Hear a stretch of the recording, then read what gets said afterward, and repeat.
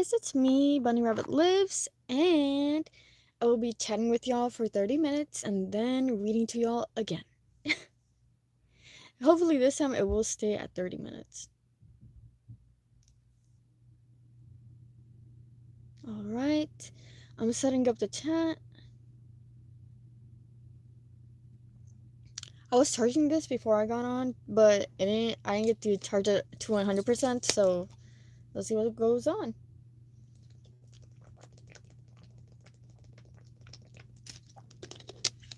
Oh, goodness.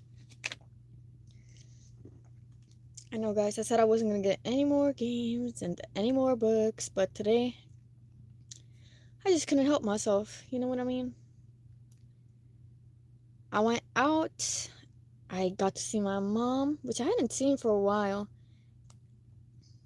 I mean, honestly, it had been like 2 or 3 weeks, but hey, that's considered a while to me. Not gonna lie. And also, I do have a portable battery if I do need to charge, and so yeah, everything should be fine.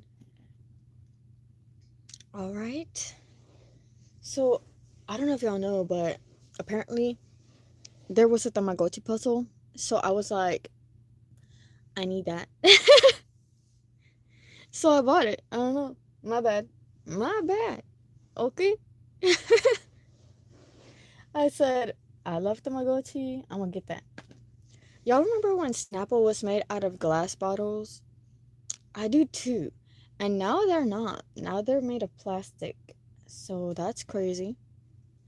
Alright, so I'm gonna show y'all or tell y'all the books that I got. And I think while I chat, I might organize these in alphabetical order, but we'll see because I have like 10 books back here. Look, I've always liked reading, honestly. So I got, hey, PX, how are you? Hey, nice to see you again. I remember when you said I wasn't gonna see you often, but here you are. Yay! How have you been? That's good to hear.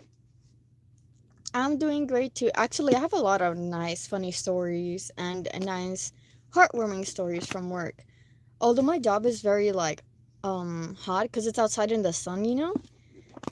I am getting really nice, happy moments.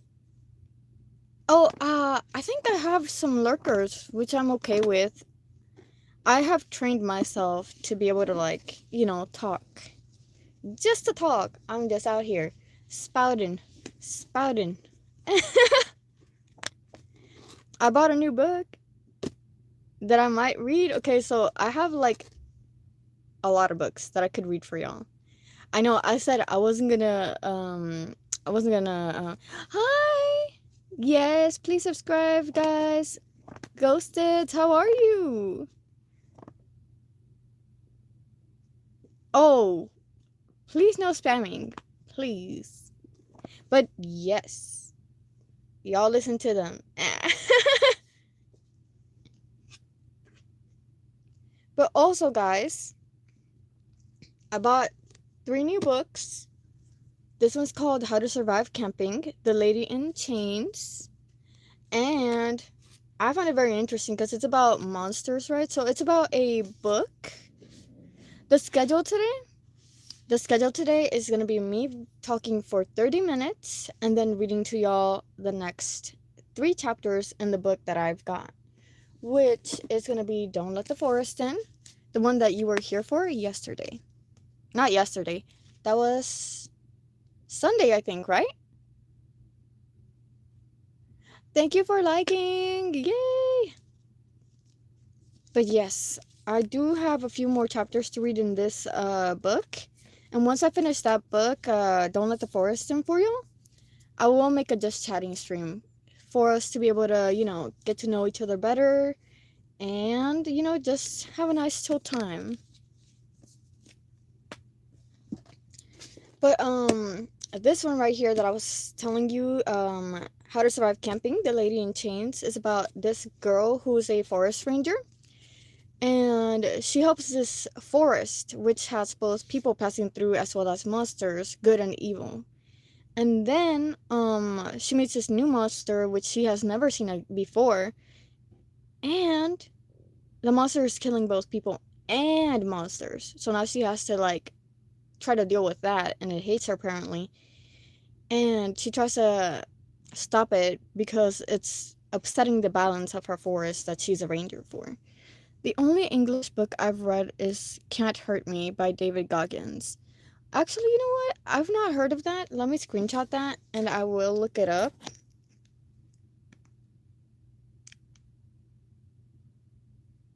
There we go. I actually work tomorrow. I had to work today, but I was like, nah, you know what? I need a break. Cause I don't know. Do you guys want to hear something funny? I dream about work. Like I'm in my house and I'm looking around, right? I'm like half awake, but I'll be like pitching people about my job. You know what I mean? You said good? That's crazy.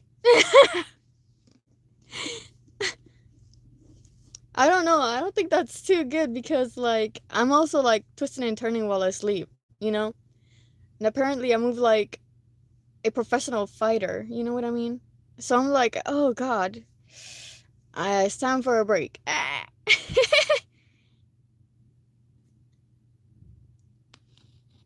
But honestly, thank God I am in my early days. I don't have a job. Oh, I mean, hey, that's good. That is really good. At least you're studying, you know what I mean? For me, I wish I was studying. I'd rather study for the rest of my life than to work. Which is why I'm at the job I'm in right now. Because it feels a lot like a school environment. Like I'm being serious. It feels like, oh, you need to pass these levels before you get to the top, and like you graduate and then you get your own building and stuff. But I'm like honestly thinking about getting a different job because even though it has that school vibe that I was looking for, it's very much not what I'm looking for. Nah, I always worked in the summer though. Oh, what have you done before for the summer? I've always like I've always been unemployed, but working is not so bad. I like working with dogs. That's what I used to do before I did this. Right now I work for a nonprofit, but I can't really talk about that job because I signed an NDA without knowing for real. Without knowing. I was like, "Wait, what?" 6 a.m. to 8 p.m. That's actually really good. Because the job that I do right now, I work for 12 hours and I don't get paid by the hour. I get paid in terms of like commission. And hit the gym later every day. That's actually really good. It's good to stay active and physically well. Hello, Jeremy. What does that mean?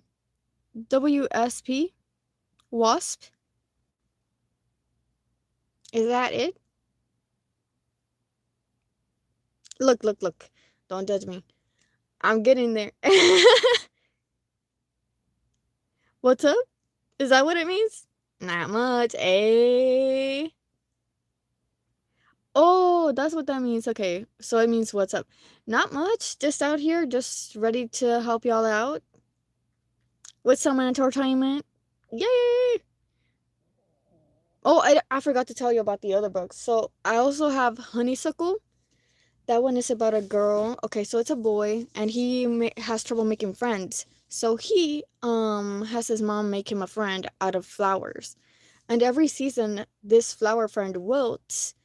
Well, this guy loves the flower friend, so he's trying to find ways to prevent her from wilting while she's getting a consciousness, and then she starts like wilting, but he's trying to stop it, so she's getting upset. She's like, "Why are you trying to control me and my life cycle? Like, is this even worth it?" And then he's like, you know, I feel like this story is a lot about playing God and the effects of that could take on a person and their loved ones, which I find really interesting. It's also kind of like a gothic botanical horror.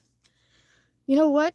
To be honest, and I RC. I do not know what that means, Jeremy.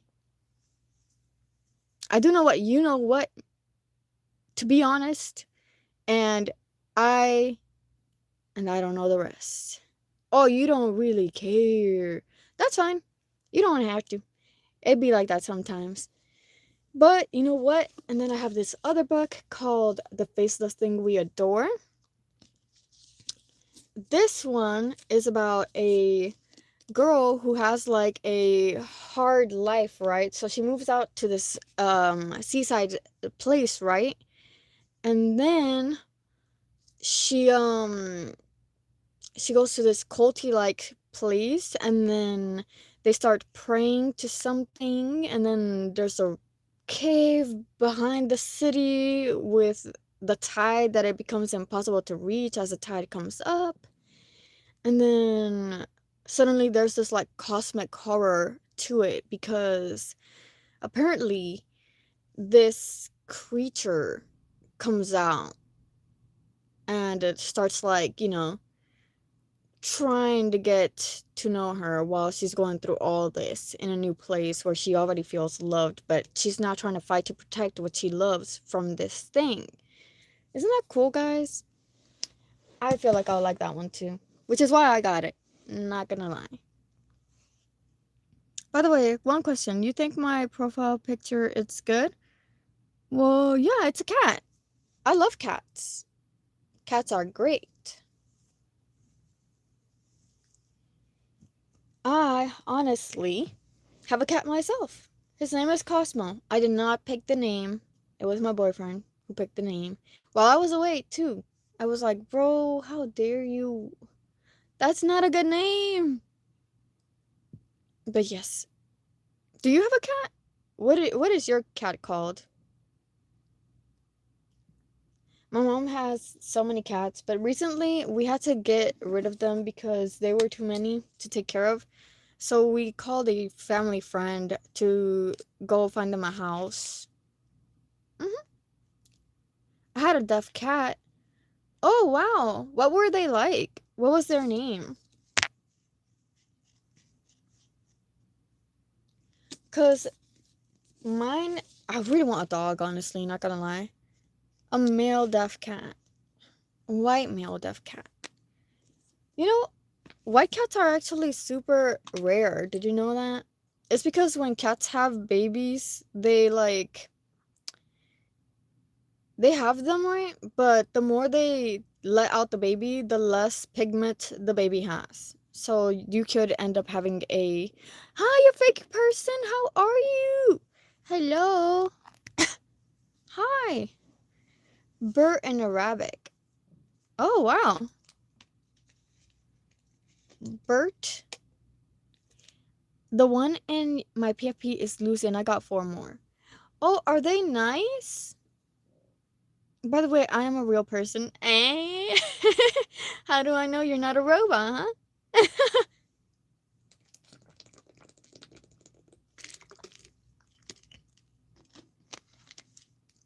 What about you, a fake person? Do you have any pets?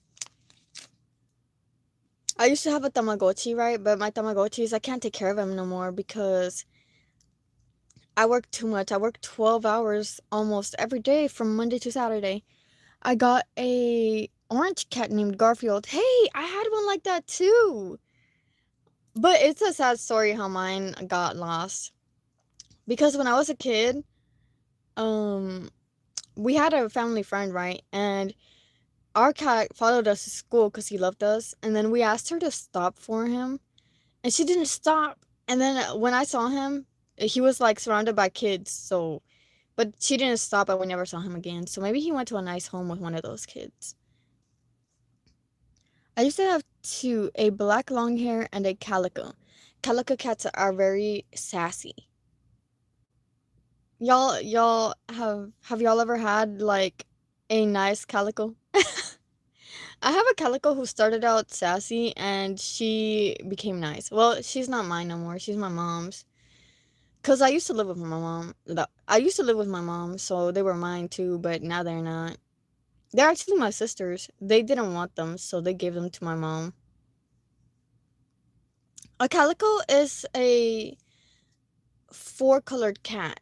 They're usually female because the color gene of that is only found in females. But it is very rare on occasion where you can get a male calico. And male calicos are super rare and sometimes cannot breed. But my dog, a Great Dane, got really sick and they had to be given to someone else. Oh, I understand that. I've had stuff like that happen, especially with the kittens that we used to have. We had like three kittens. We got Judy to help us put her for adoption. That's a fake name, by the way. My calico was probably the nicest cat I knew. Mm, yeah, that's really, yeah. Oh, yours was a male? That is so rare to find. Also, did y'all know that tortoiseshell cats are also primarily female? Yeah, probably mixed orange, black, white. Mm-hmm. Yeah. Like, but if they're like tabby, like striped, or it looks like they have more than one color, but they don't, they can be male. So like tabbies, like the orange with like light orange, dark orange, medium orange, or whatever, with white or whatever, those usually are also like regular. So you get your nice mixture of male and female with other colors.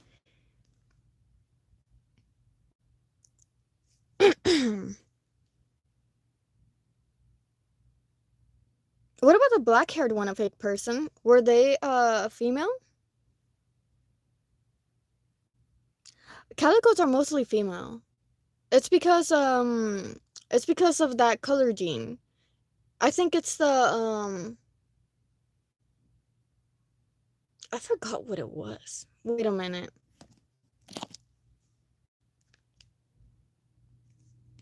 I gotta Google this.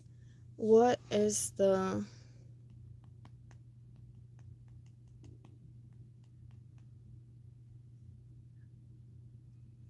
due to genetic coding for what? For coat color linked directly to the X chromosome. Females have two X chromosomes, allowing them to express both orange and black colors, while males typically have XY, restricting them to only one of those colors alongside white. But you can have a male calico. They're just very rare.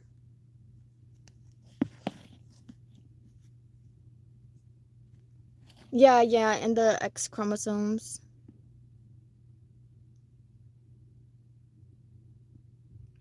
Bath bot do. Bath bot do.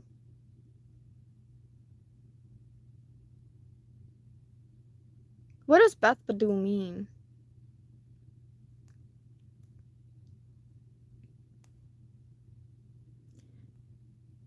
Mm-hmm. See, I think it's very interesting because of genetics and stuff. But honestly, I'm really bad with genetic, like the stuff that they teach you in school about genetics. I do like little fun facts about nature. But yeah, and oh yeah, I got this puzzle, the Tamagotchi puzzle. That's my field, genetics. Oh, yeah, so your favorite is science and genetics. I love science too. I just like the more like how do I say this? I'd rather be outside getting the samples. You know what I mean? Like looking at the stuff and studying it and then writing notes about it. I like to do that. And also like photography. When I was a kid, they used to buy me cameras, right? And if you look at the camera roll, you would see a bunch of nature pictures. So I would just be taking picture of plant life, animals, um, the ground, the sky, like very few of people. That's because I love nature. But yeah. You love the fun facts? Okay, so here's a question, guys. I work with nuclear fusion, so I would not want to be near exposed uranium 235. Ooh, that is scary. Do you get paid well, a fake person? At least? Like, tell me you get like 80 an hour or something. What? Does your studies lead to your job or not? No. Sadly, I didn't get to go to college. I couldn't afford it. But I would love to one day help prevent extinctions and help, educate people on the different animals that are endangered. I would love to be a conservation biologist. Mm-hmm. But thank God college is free in my country. Dang, jealous out here. That's crazy. You said free? Oh my God. You actually said free. Over here, it's not free. Trust. Anything but. You have to sell your soul, your arm, your little toe, everything. Right? A fake person? I was saying that too. Healthcare is free? What? Oh my goodness. I think it's Africa. Not country. Continent. Africa's a continent, guys. Don't listen to me. Please.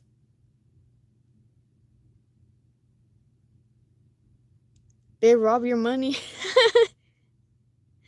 We're out here just struggling for the sake of struggling. Oh my goodness. Yeah, that's what I think too. I thought it was like Finland. Oh wow. You're from Israel? Oh wow. Well, guys, you know what I'm saying? Like, I mean, free college, free healthcare. Oh, I thought you were talking about. I thought you were saying you were from there. I was like, wait, y'all are on to something. Look, look. At this point, at this point, we're cooked. Gas is already expensive. I told you, girl, I'm from North Africa. Oh, yeah. You did tell me. I remember. Trust. I was very embarrassed. Oh, now everybody knows I'm bad at geography. Oh, yeah.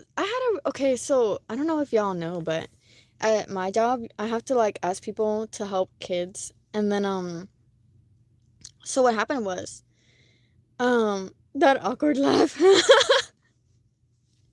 Hey, hey, you saw nothing.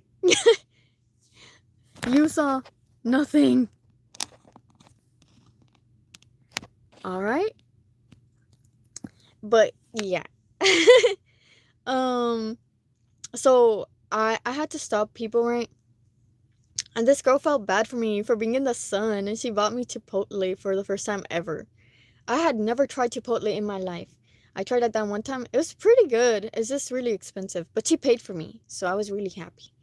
I almost cried. I was like, girl, you're a real one. But yeah, I was really happy. And then this other lady, she stopped me and she was having like a really hard time with life and she was like, "Oh my God, you're like dancing in public." I was just dancing cuz I wanted to like, evaporate. I was like, "Okay, if I stop dancing, I'm gonna cry." So I started dancing. I was like, "Oh, hell yeah." Mhm. Uh-huh. And then she was like, "Oh, you're so confident. "Oh, you brought my confidence up. I know I can live life now thanks to you," and stuff. And I felt so nice and happy for her. And she almost cried, so I hugged her. And then I was like, "Do you need a hug?" And then she was like, "No, but I will take one." And then so we both hugged each other. And then after that, she forgot her wallet at my table, so I had to run inside and give it to her. And I was just really happy. It was a really nice day.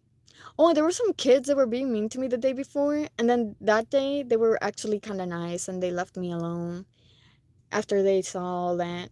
So I was really happy. Do y'all have very nice, do y'all have very nice situations with people like that when y'all work? Like, my job, sometimes people are mean, but it shows the best in people.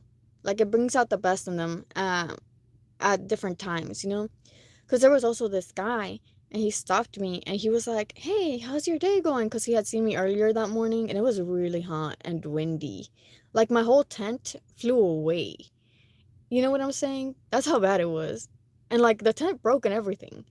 So I had to chase it, ask somebody to help me put it down, because I'm a girl with little muscle. I'm being serious, guys. I'm being honest. I have no muscle. So I asked people to help me put my tent up, and then I told this person everything that happened, and I was like, "Oh, so it's a job where I have to spend like, okay, so 2 hours in an office, and then the rest of the time, oh my Sheila, my Sheila." But yeah, that's what happened. I was even pressed against the wall once because the tent flew off so far that it almost like slammed me against the wall. I had my hands up, like, oh, and everything. I was like, "Oh my god." My stepmom used to work at the Humane Society. Yeah, I kind of do like humane job. It's like a job where I ask people to donate to a nonprofit, and you have to be so used to rejection, like for real, because people will be like, no, or they will go, like super mean and stuff. You gotta be super tough. Like you gotta take it and just deal with it. It's hard stuff. That's why I'm always nice to them. Like if I see a different association doing the same thing I do, I'm nice to them because I'm like, you know what? We're already struggling together, like we do different things but similar. And I'm like, you know what? I wish you the best, but I'm doing this, guys. It doesn't pay very much. I hope y'all know that. Like I'm actually looking for a different job because of it, you know? Yeah, it is. It's very hard, especially like right now. Am I loading? Is that what you're saying, a fake person? I hope not, because for my screen it's not loading. It is. It depends on the job you have. Like if you work at power plants right now in the summer, it gets really dangerous.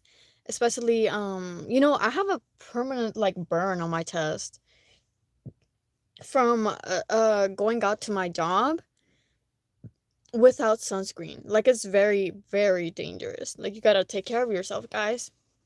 Especially while you're outside on the daily, wear that sunscreen. I triple coat on sunscreen. I don't know if it helps because I know that scientifically proven. I was telling my boyfriend this. I was like, I don't know why I'm wearing the sunscreen. It's not doing anything.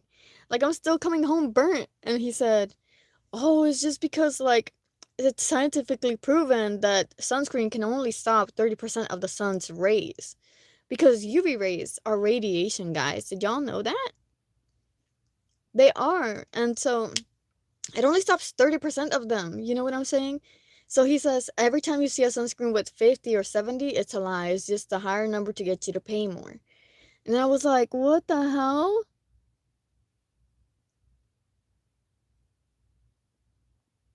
Stay strong, you mean? But what's it called? Yeah. So I was like upset because I was like, what? What do you mean it only stops 30% of the sun's rays? And then the rest still get you. Yeah, it's a cute little bear, right? I got it for free from doing what's it called? Challenges in this app. But yeah, guys, like come on, scientists. Let's research. Let's find a way to make it that 70 instead of just lying about it. I'm cooking over here. The sun is too strong, okay? I look like a burnt bean. Oh my goodness.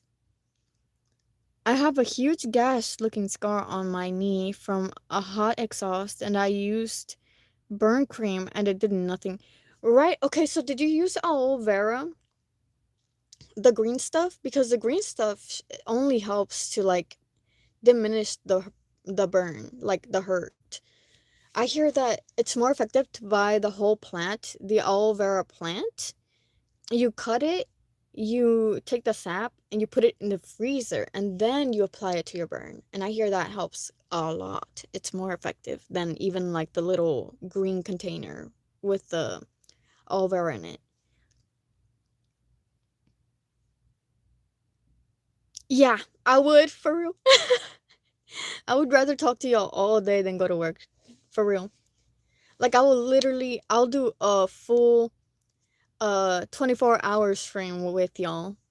For real. For real. If I blow up and I'm able to do this for a living, I'll do it. I'll do it with no questions asked. Garden Warfare, is that like Plants vs Zombies? Sadly, I can't play games anymore like stream-wise because maybe on Sundays, but I don't know. Cuz I still have like all these books that I need to read. But right now I'm really addicted to Tomodachi Life. I had two people, well, four people in my town get married. A fake person, I would ask to get a second monitor to watch. Yeah, cuz like right now I can't really afford it because I'm working with two phones. I'm working with my personal phone, which is how y'all are seeing me move like this, and then my second phone, which is kind of broken, and that one is to my left, and that's how I'm able to read y'all's chat. But yeah, definitely in a heartbeat, without a thought. Like if my streams blew up and I had enough hours, enough subscribers, I would definitely quit my job for real and just like keep streaming for y'all. But I talk a lot. I talk a lot. I say a lot of stuff, guys. I just talk to talk. So but yeah. And then I don't know if y'all know, but all this work for nonprofit, like I said, it doesn't really pay much. So you're outside in the elements. So it could be rain, shine, snow, hot, cold. Um, this girl at work said she worked during a tornado. She said she was in a tornado, and then people were so scared for her that they just donated her money. I was like, girl, they would just, I don't know. I was like, they would just see me flying or like floating away, flying away. Just like a little bunny flowing through the wind. I only weigh 90. I'm like tiny. The wind would definitely blow me away. So take it serious. Look, you have a great personality. This is my second stream. Oh, thank you for stopping a second time. Yeah, I mean, I used to stream on the daily when I lived at my parents because I didn't need to work because my parents were like, my dad, he makes kind of good money because he works at a power plant, and he would give me like an allowance of $100 a month just because I let him borrow my car.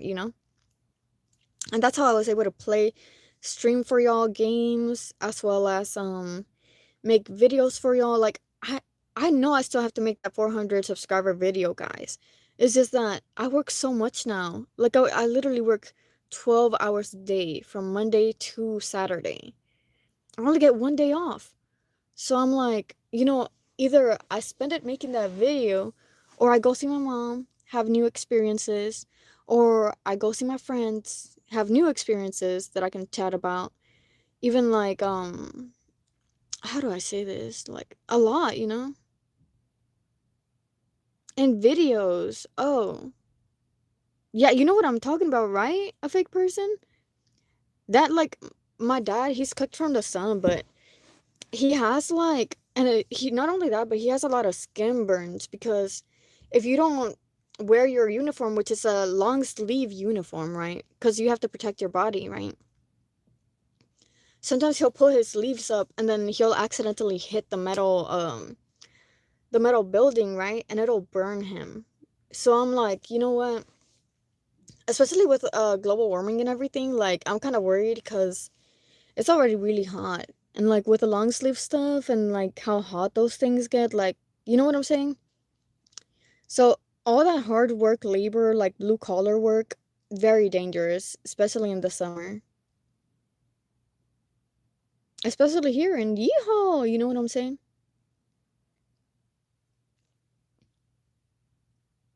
You'll never know. Maybe God has a better future for you.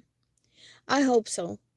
Because I do believe in him. I just like, I'm just flowing with the wind, going where life takes me. Yeah, very common when fusion happens in uranium. It's like the sun in a big old tub. Yeah, like, isn't it like super dangerous?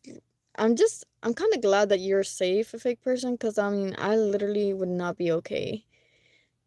Like, and then like, I'm so like my muscle mass is so low, guys, that I can't even work like a job where I have to lift heavy machinery or like anything heavy, really.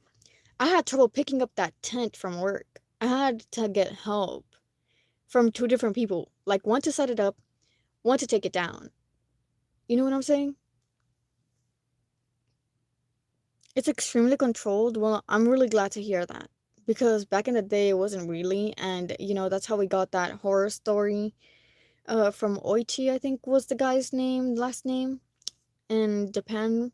I don't know if y'all know that story where there was like a radiation accident and then like he was still living while his body was disintegrating because of like the radiation poisoning and stuff. I don't know. It's really dark. But yeah. So I hope you're being careful, a fake person. Yeah, and well, no, not Chernobyl. It was in Japan. Chernobyl is in, I think, isn't it in Russia? I have heard about Chernobyl. I've done a lot of research in all this because I've always been like morbidly curious about different accidents and different careers and the effects that they could have. I watched Chernobyl too. But I also like to watch well, back in the day I used to watch a lot of true crime, but I stopped because it was making me kind of like jumpy, or it was making me very well, it was affecting me. And I was just like, you know what? I gotta stop watching this. So yeah. I haven't really watched true crime in a while. I do like to watch scary stories though. You said Ukraine? Chernobyl was in Ukraine? Chernobyl was a really stupid mistake because a piper was lazy to fix a pipe. Oh, dang. Yeah. That sounds kind of like something that would happen back then. Alright, guys. It was nice chatting with y'all. I will now be starting to read. I do have to write a message before I start reading so that everyone knows. Pin it and everything for in case y'all have any questions.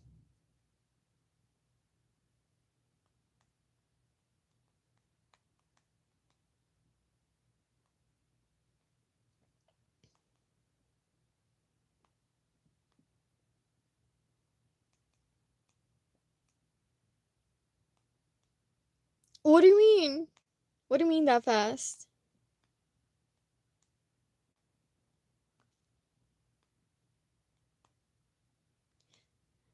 Like I said, I will have a just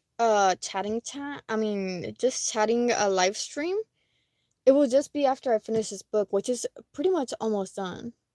Oh, last time I only kept chatting so long, it was because hadn't finished my food. So, since today I'm not eating, I can start early.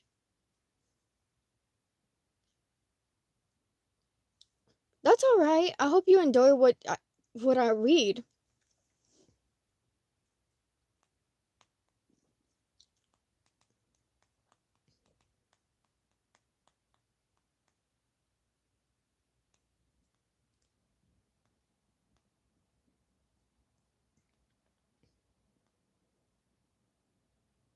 All right.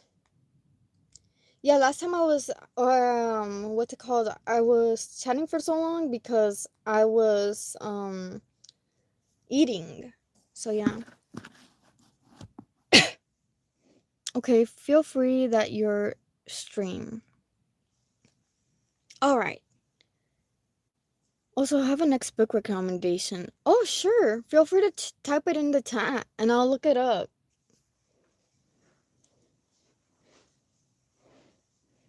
I'll screenshot it before I start reading because 96 Miles, what is that one about? We can chat a little longer to hear what it's about.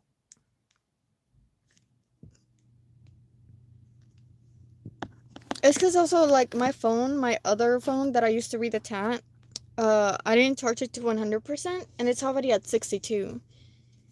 And I try to read at least 3 chapters of this book every day. Well, not every day, every time I stream. I used to stream 4 times a week or 3 times a week. But I started working, so 96 miles. I'll do my research. Alright, guys. But also, I have to start, like, honestly, I'm gonna try to find a job that pays less, but has less hours. I mean, no, pays more, but has less hours. That way I'll be able to, like, stream for y'all more often, as well as still get paid enough to afford to pay the bills. It's about 2 boys who live in a desert with low water and make a long walk to a ranch. I forget the name. See, that actually sounds so interesting. You said you forget the name? I need the name to know what to look for.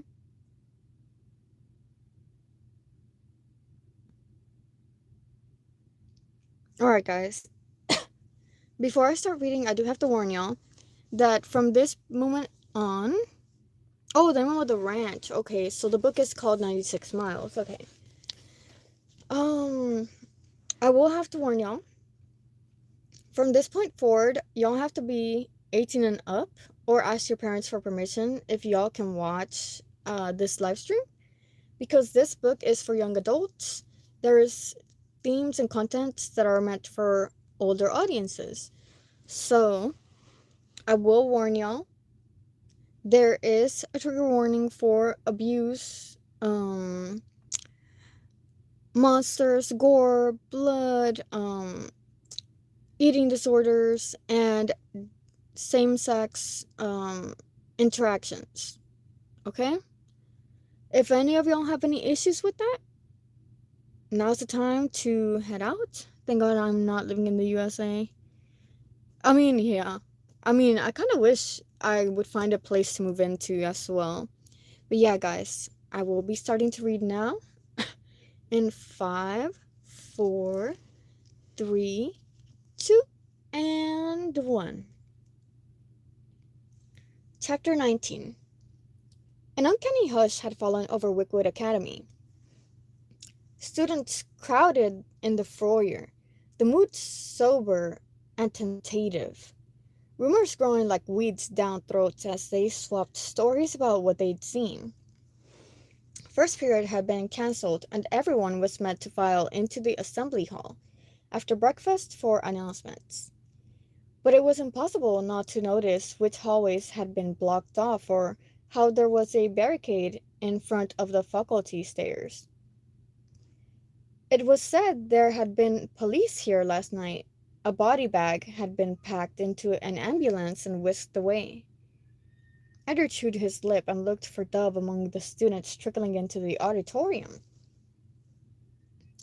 Thomas had slipped off to the bathroom again to check he hadn't bled through his bandages, and Andrew had forced himself not to follow. At least everyone was preoccupied with the fact that the vines were growing out of the school's walls and less interested in gossiping about which boys had locked themselves in the bathroom together yesterday. But he didn't doubt Bryce would be foul about it soon. Andrew had charged his phone and texted Dove a million times last night, but she still hadn't replied. She was the one who'd told him off on the bus for missing her calls, and now he deserved a cold shoulder?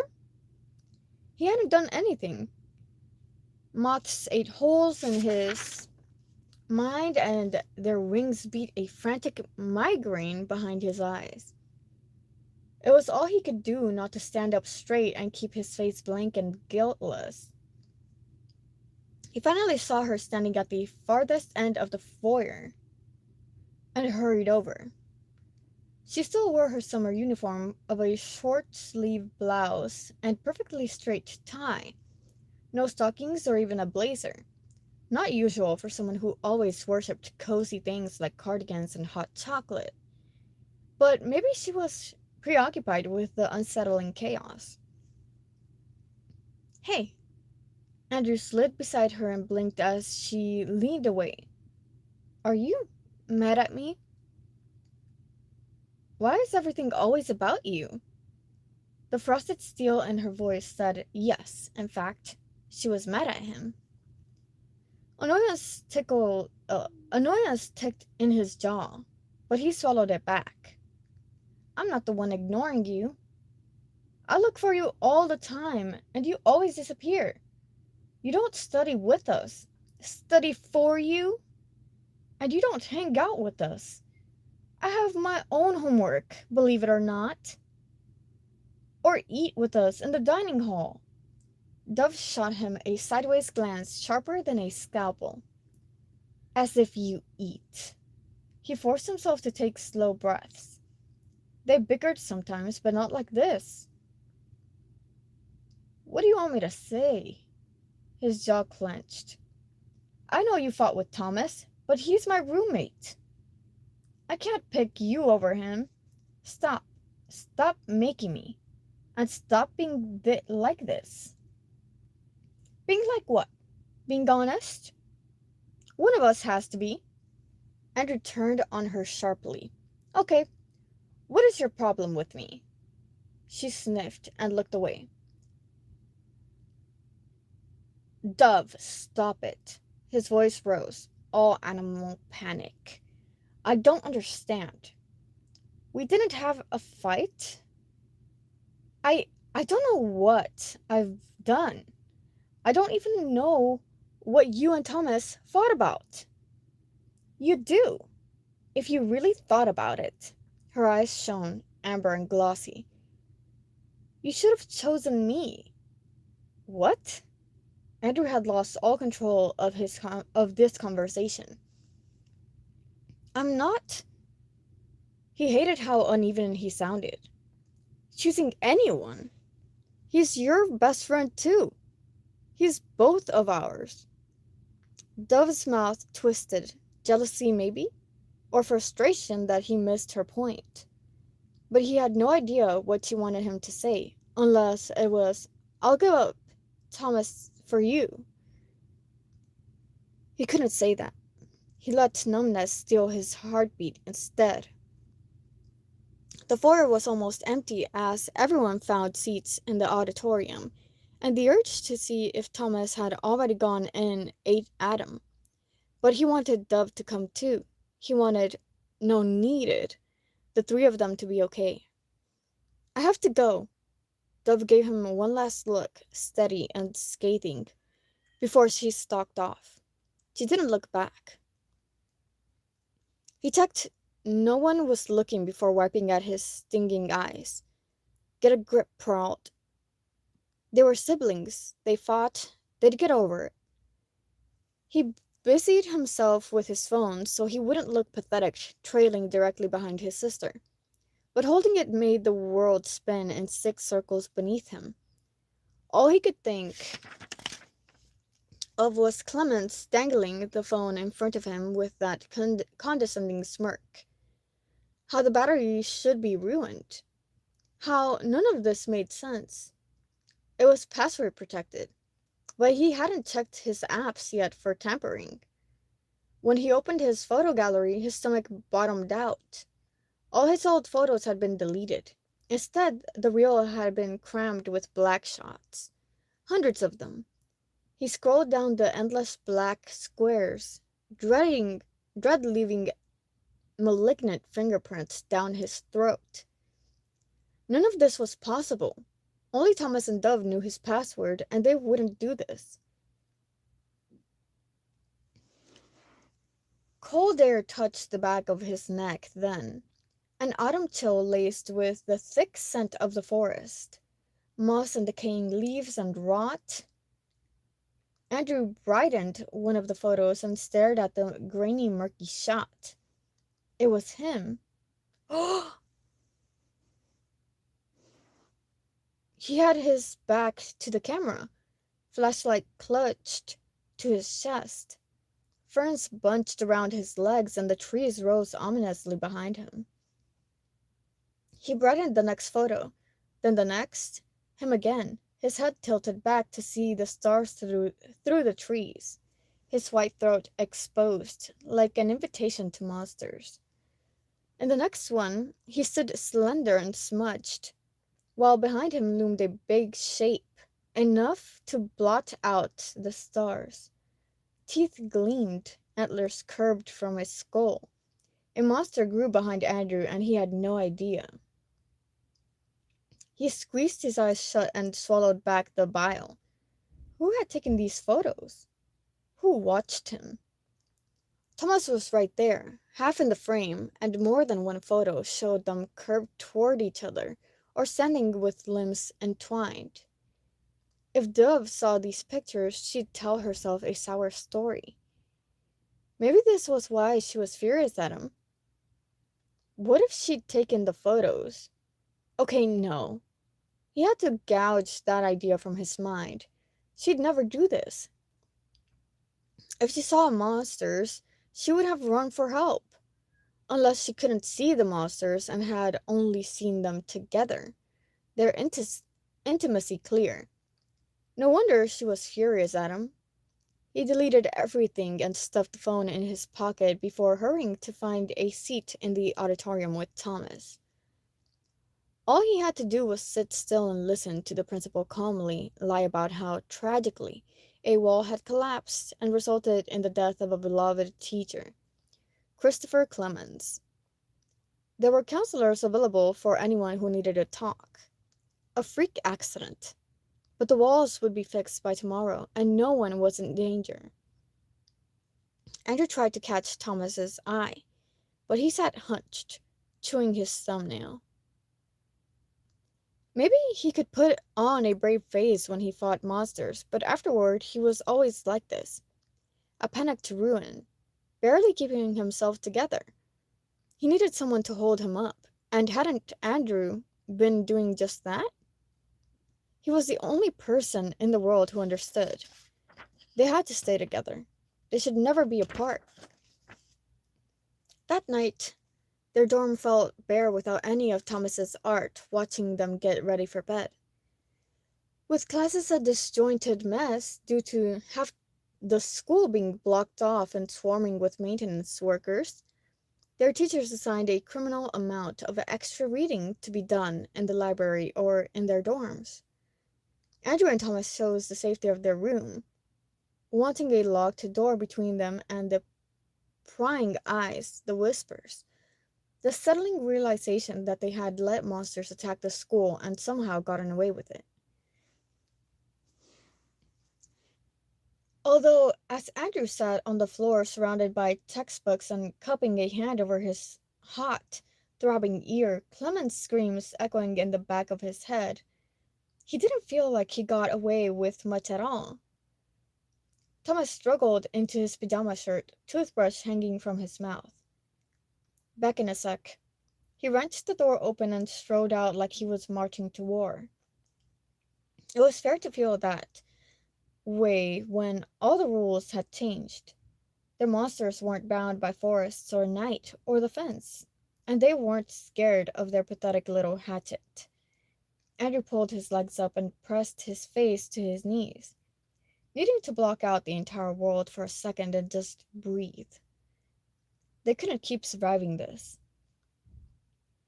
Even with the window shut, he smelled the forest, felt it pulsing like a moldering second heartbeat beneath his skin. He touched the swollen lump behind his ear, now grown to a boil the size of a grape, a gorge of blood and pus. Just an ear infection. It depressed when he dug his thumbnail in. He suddenly couldn't stand it. Rummaging around in Thomas's art supplies produced a paperclip. He uncurled it and bent his ear with one hand, resting the sharp tip against the lump. Don't, a small part of him whispered. He stabbed the paperclip in, hard. Pain shot up through his ear in a dazzling explosion. He gasped as the lump burst, liquid sliding down the back of his neck as agony slashed red across his vision. The thick smell of the forest seized his throat. When he peeled his hand away from his ear, mud smeared his fingertips in clotted clumps, milky sap instead of pus, a single seed coated in blood. Everything inside Andrew twisted in shuddering repulsion, and he wanted to close his eyes and fall out of this entire universe.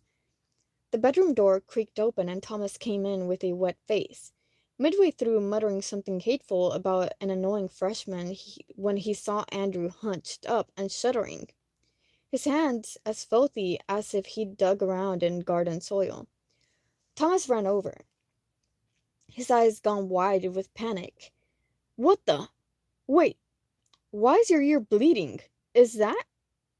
When Clemens died, Andrew's voice sounded thick and distended. A vine went into my ear. My ear. But I got it out. I swear I did. Thomas grabbed for a towel and crushed it against Andrew's bleeding ear.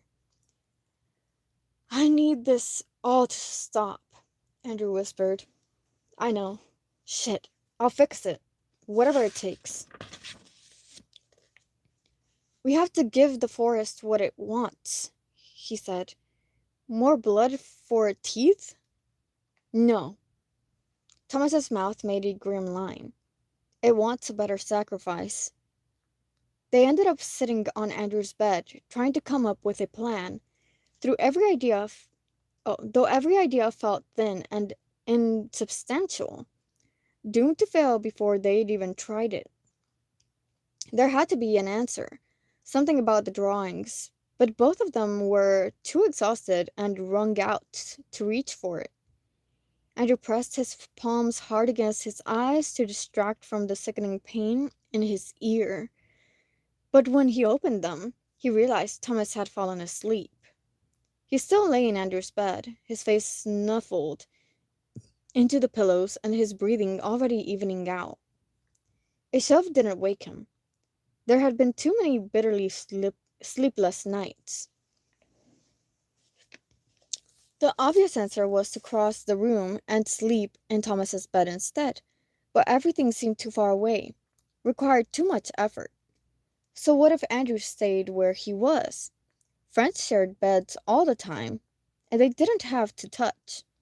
He lay down, his body pressed close to the wall, and let his eyes drift shut to the soothing lullaby of Thomas's breathing. A few minutes, then they'd go out and fight monsters. But it was the witching hour that woke him. The sound of a howl pulled from a ravenous throat filled the night beyond their safe little room. Andrew started upright. Andrew startled upright, his heart hammering and his stomach a seasick riot. And he climbed over an unmoving Thomas and collapsed onto the floor just in time to vomit leaves and bloody nubs of violets in the trash can. They were late to leave for the forest, but he shook with a foul cold, too nauseous to see straight, and the idea of facing the dark, the monsters, turned him inside out with despair. Thomas slept on, oblivious. Andrew didn't wake him. He touched his ear and felt it swollen afresh, stretching as if something had regrown while he slept. But this time it wasn't pushing against skin and trying to escape. It was growing the other way, going in deeper. It was inside him. He knew. The forest.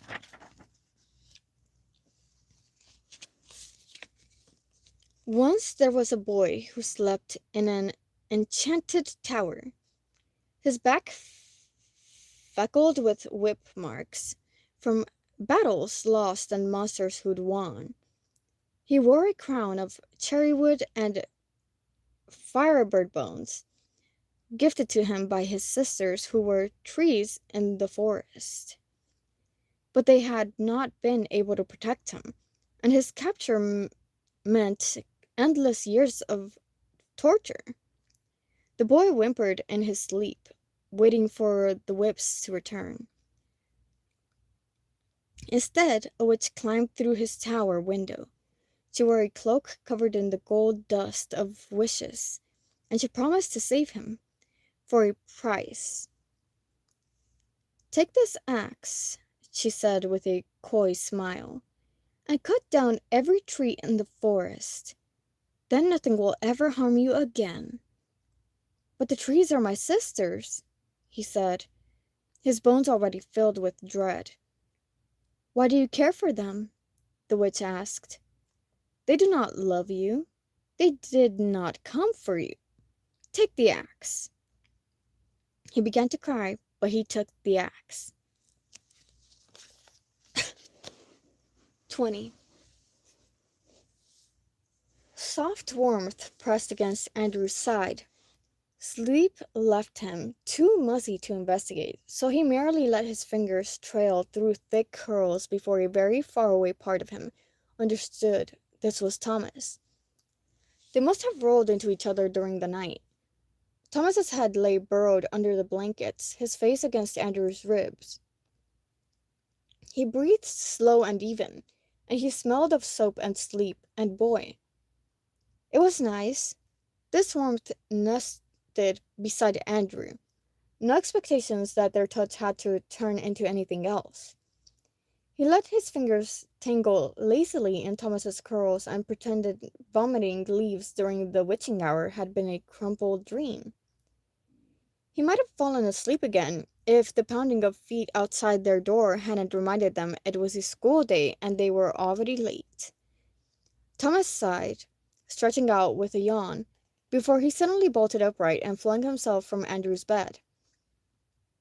The way Andrew's stomach turned inside out, his mind already racing for an excuse, for a denial of how he'd barely noticed they'd fallen asleep together, hit with such sickening brutality that he almost couldn't breathe until Thomas said, Shit! We didn't kill monsters last night. We slept? We're in so much goddamn trouble." He flew around the room, stripping off pajamas and yanking on his pants before shoving feet into unlaced shoes. Andrew kept very still and very quiet. There. It hadn't meant anything. It was fine. They were fine. They didn't need to acknowledge that skin and curls and limbs had been entwined, or how they'd fallen to an unrepentant craving for closeness and stolen a comfort they could never deserve. While Thomas fought with his tie, Andrew emptied the trash with covert swiftness. the mess of smeared mud and seeds and bruised petals looking more like an overturned compost pile than something that had been down his throat. And he did his best not to touch his ear, but a headache flourished behind his eyes, as if small green vines had grown into a tight knot while he slept and now pushed up at the confines of his skull, hungry for more room to stretch. Stop. Worry about it later. The thing to focus on was the sin of their laziness and the monsters that could be around a corner or folded into a wall. Breath hot and rancid, tongues craving the wet blood of the two boys they'd hungered for relentlessly. The anticipation of it, the dread of not knowing.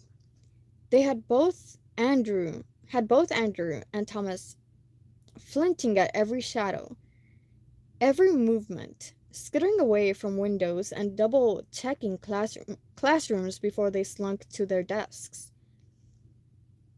It made them look on edge, paranoid, unhinged.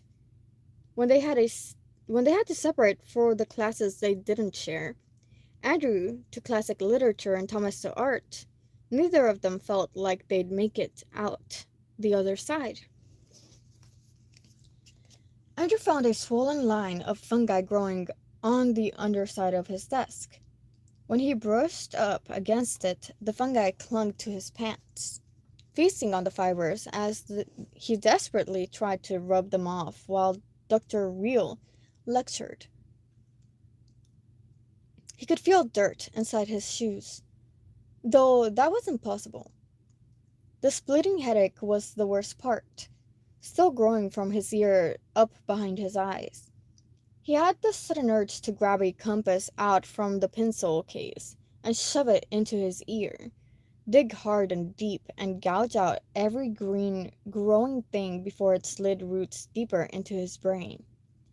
Except he'd look absolutely mad, massacring his own eardrum, with blood exploding down the side of his face. He had to sit still. He had to get through this. Lunch hour meant the torments of the dining hall, but at least he'd be back with Thomas. Andrew fell in behind a few students talking loudly about the vine infestation and if their parents should be paying the school's hefty tuition when all these accidents keep happening. He decided to slip down a shadowy side hallway and wait for them to pass. Except there were two students lingering at the far end, close enough for clandestine whispers or kisses. Wickwood had many narrow little hallways like this, relics from the days when servants needed swift access where they wouldn't disturb the lord of the manor. Art hung on the walls and in tarnished gold frames, each piece darker than the last. Apples with dull black skin, bowls of grapes furred with mold, plums split open and oozing soft, spoiled innards. He could almost smell it, the sweet decay of fruit dripping from ancient canvas. An uncanny crawling sensation prickled up his neck, and he started to back away from the narrow hall when one of the students raised their voice in an unmistakable, razor-sharp snap. Take a frickin' second to think about what you're doing to him. Andrew pressed himself against the art frames and went still as he listened. Lena stood with fists clenched and body taut as she bore down on the slouched figure of Thomas leaning against the wall. He had his arms folded, his mouth at a sour angle, but for once he wasn't trying to escape her. That was the confusing part. I'm not doing anything to him.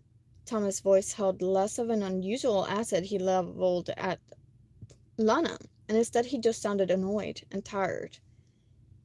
Well, it doesn't look like it from here. Looks like you made your move when he's clearly a vulnerable mess. He's not even eating, is he? For some reason, it didn't shock Andrew to realize they'd talk about him behind his back. He stared at another painting, brown speckled pears next to cheese veined with rot. Rot. Tiny white worms dangling from the perforated edges.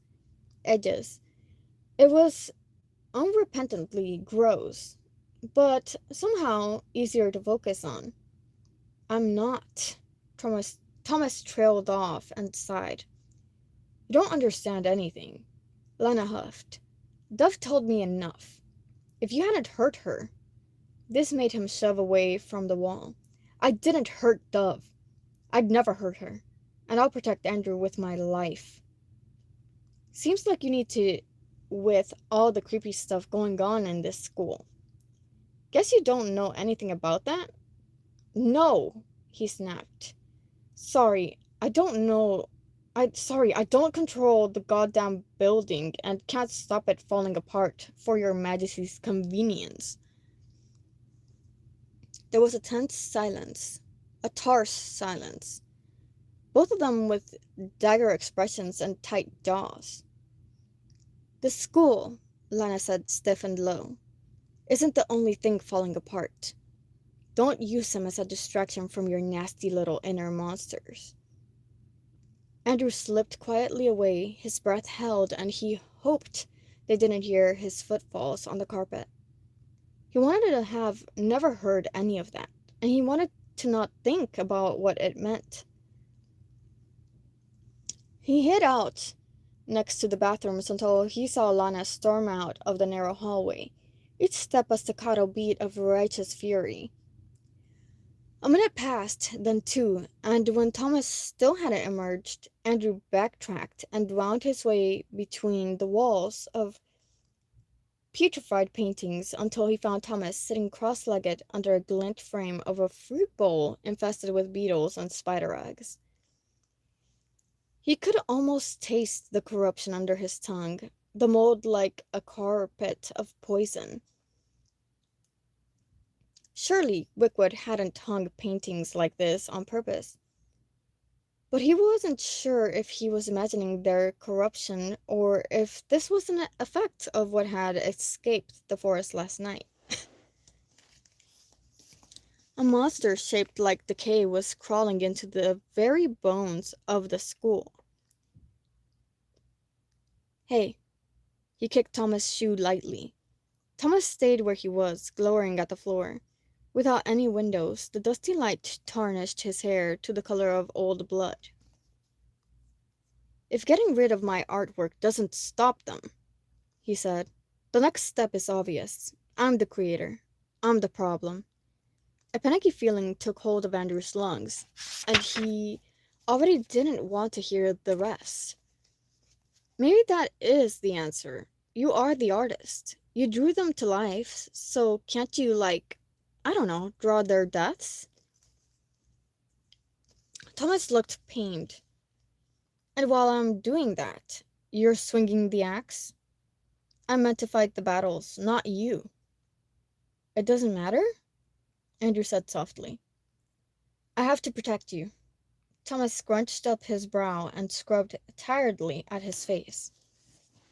That's always how I've drawn us. Me, the prince with the sword, you, the valiant storyteller. We can't kill monsters every night until we graduate. They're getting worse. The Antler King was a freaking lot more to handle than the Thistle Fairies. I know. What if, Andrew said, we killed them with ink? He was rewarded with a blank stare, so he hurried on.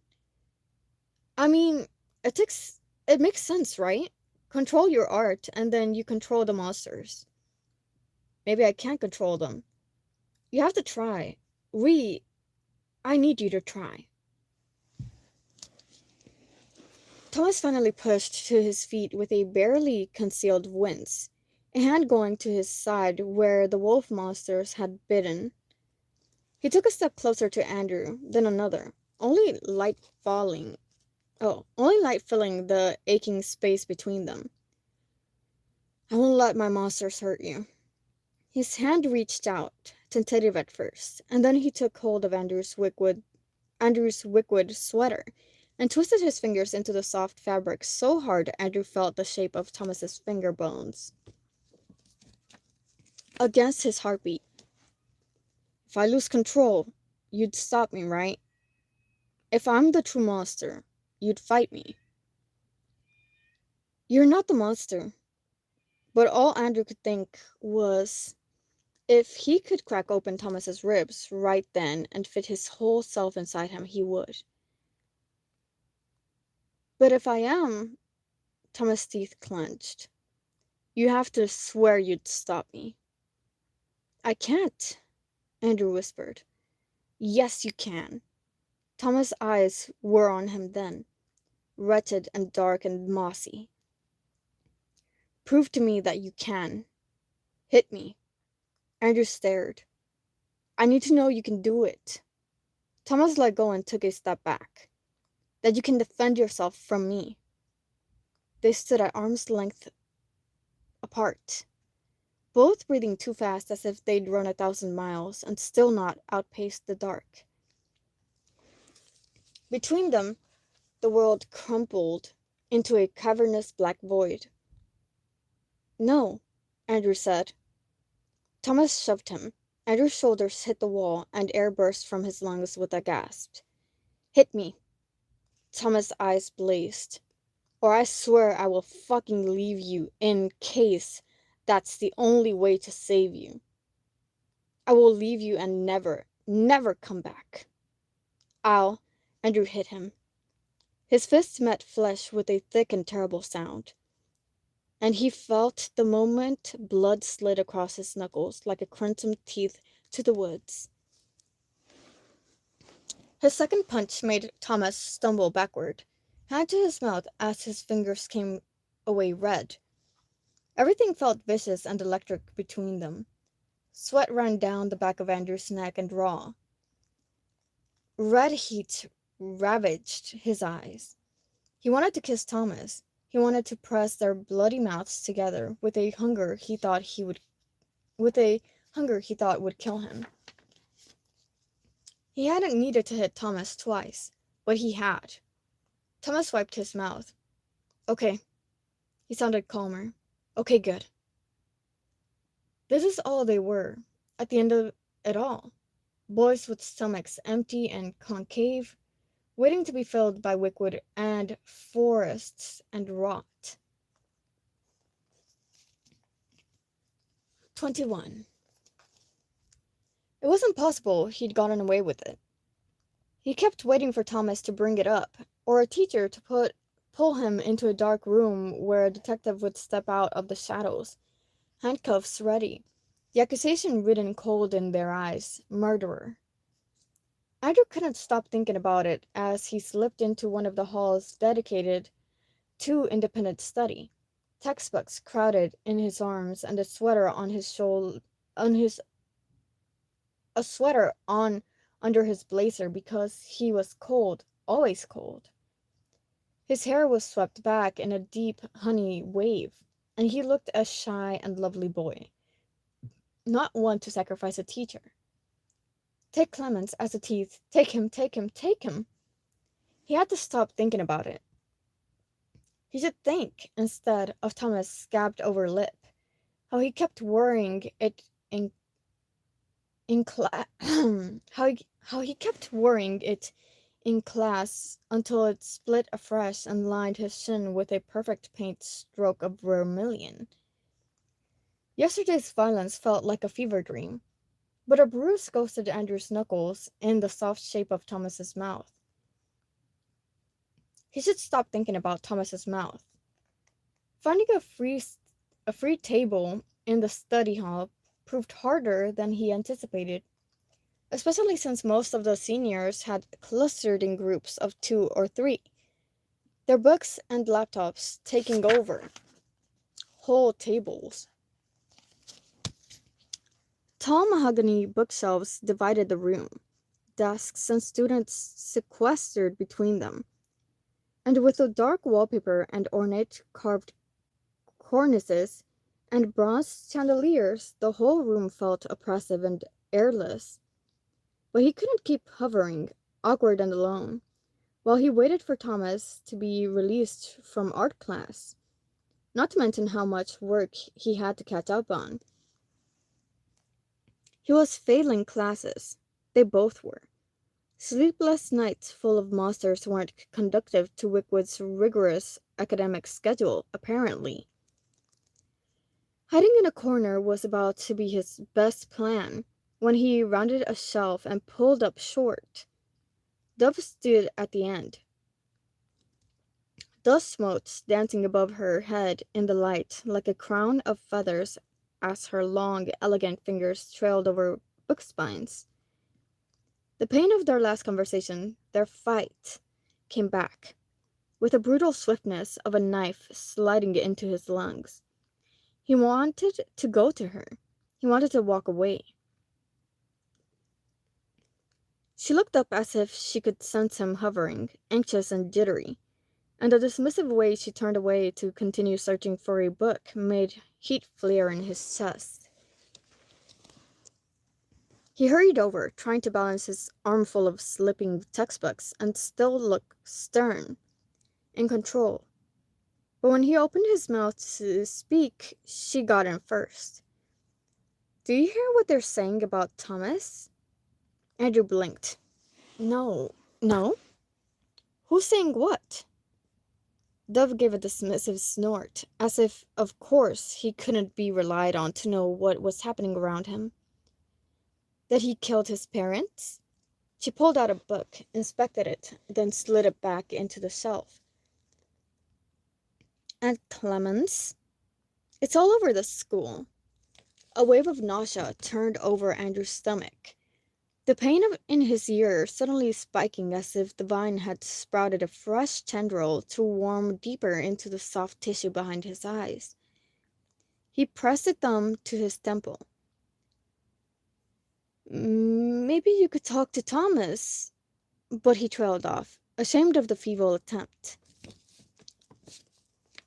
"Also, here, I went over your story for you. I would suggest rewriting the whole thing." She unfolded a paper from her pocket and smacked it atop his pile of books.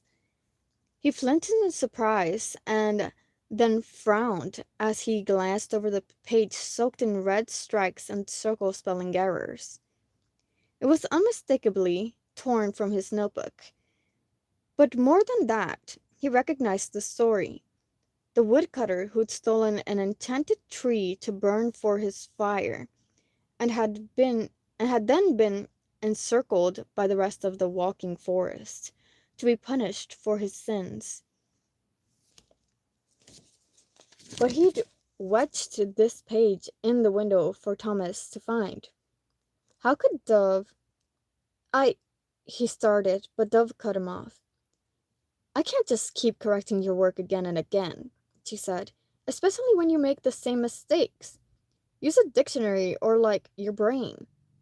Tears rose hot and wild in his eyes, and the battle to hold them in, to hold his voice steady, was nearly lost.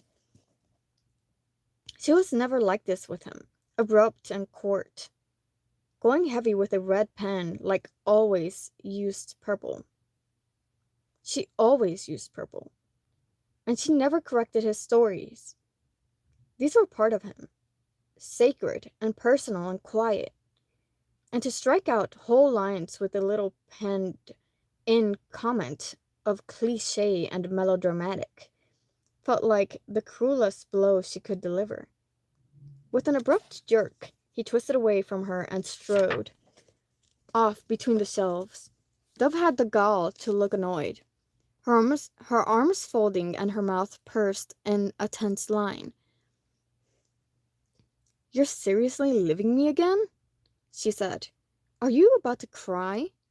"You have no right to be," he whirled on her. "Just shut up." Hurt flashed in her eyes, and he couldn't take it. He, a coward, not a prince like Thomas, fled around the shelves until he couldn't see her anymore.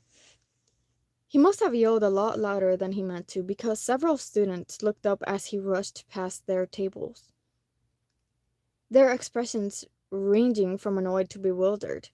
He probably looked unraveled and wild, one of those students already cracking under the weight of senior year.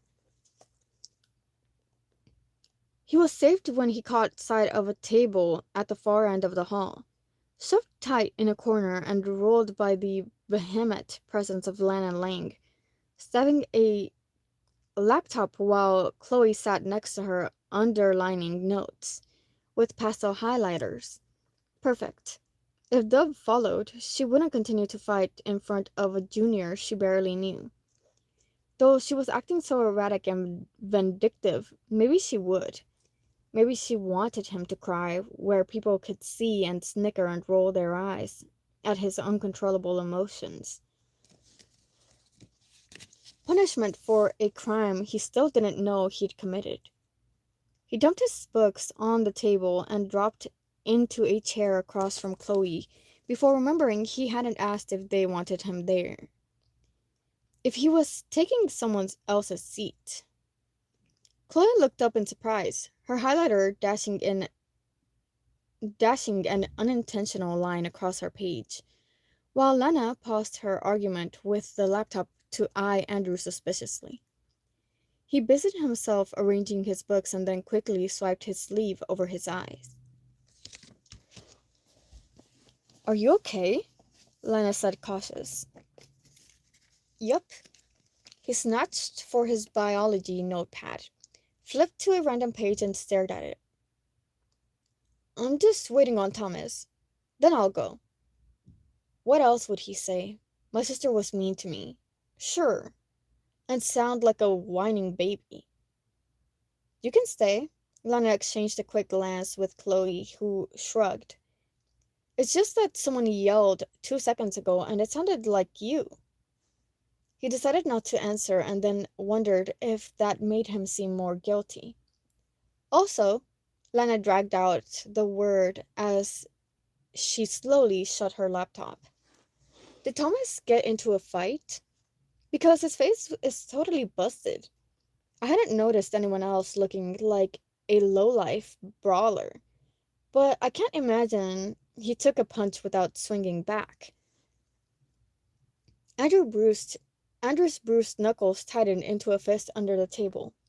The cut of Thomas's teeth on his skin hidden from her perceptive eyes. He didn't. Lena raised one eyebrow, but Andrew didn't have a lie prepared. His pounding headache, liquefying all common sense. He shouldn't have sat here. He should have hidden in the bathrooms or gone to the nurse's office for painkillers or... Chloe's fingers appeared at the top of his biology notepad, and she carefully tugged it out of his grip, flipped it, and then slid it back. When he looked up, she gave him a reassuring smile. Shame flushed his cheeks. He'd been staring at it upside down. Oh, my God. He was losing it. He needed Thomas, needed their lungs soon inside each other so he could remember how to breathe. He needed to take words from Thomas's mouth and put them in his own, so he had something to say. Laughter burst from around a row of shelves, and he stiffened as a group of seniors strolled into view. Of course, it had to be Bryce, Kane, flocked by his vultures. Andrew squeezed the edge of the table so hard his knuckles went bloodless, hoping they'd walk past, but their exaggerated whispers were hard to ignore. Thomas Wright killed his parents. He has a temper. Have you seen it? Did you know he hated Clemens? Suspicious, right? Especially after what happened with him and Dove Perrault. Bryce's eyes lit on Andrew's table, and it was like he could taste vulnerable meat ready for mincing. A wide grin spread across his face as he sauntered over. His shirt sleeves cuffed and hair swooped back at a rakish angle. "Hello, girlies." He grabbed the back of Andrew's chair and leaned in, his weight heavy and suffocating as he hovered way too close. "Getting in some hard work before the next attack?" Andrew could feel himself being squeezed thin as paper, panic tapping the insides of his teeth as Bryce kept getting closer and closer. What attack are you talking about? Lena snapped. Get on life and get out, Bryce. Chloe gave Andrew a sympathetic look of misery, but even she was shrinking beside Lana. Apparently, only one of them had any guts, and they were both going to leave Lana to do the dirty work. Until Thomas chose that moment to show up. He materialized like flame struck from a match, his scowl already monstrous, as he adjusted his grip on his notebooks, as if he was considering using them to rearrange Bryce Kane's face. Lana rolled her eyes to the ceiling. Here we go. Hey, President asshole, Thomas said, all teeth. How about you get off, Andrew, before I throw you off? Bryce straightened with a magnanimous smile, spreading his arms wide as if about to greet an incoming friend. His vultures sidled closer, and Andrew was suddenly aware of how few teachers were in this room. Tommy, Bryce said, want me to get off him so you can get on? We were just talking about you. Wanted to check in and see if you're all caught up about Professor Clemens. Unless you were the one who cut him up in the first place. Lena smacked her palm on the table. That's so inappropriate. Clemens' death was an accident. Bryce gave a dramatic shrug, clearly playing it up for his audience. Was it, though? I saw Perrault with Clemens that day. Looked like they were headed to the principal's office. So, it makes sense. He swept a hand through his perfect hair and shrugged. Perrault gets in trouble. Rye takes revenge. But, what did you even do, Andy? Offer to blow the professor for better grades, now that Dove's not doing your homework?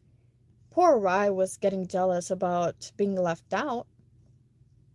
His vultures smirked, a few holding back laughs, feeling safe behind their leader with his dashing smile and his rich boy family name. He was as tall as he was untouchable, and they thrived under his daring.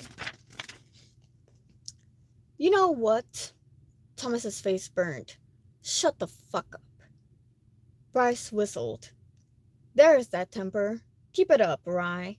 Confirm what we know you're capable of, murderer. Thomas moved. Panic seared through Andrew's vision, and he thought the world would invert, and he'd fall over the edge of oblivion. He tried to get out of his chair, fumbled, his limbs suddenly too long and slick and unwieldly,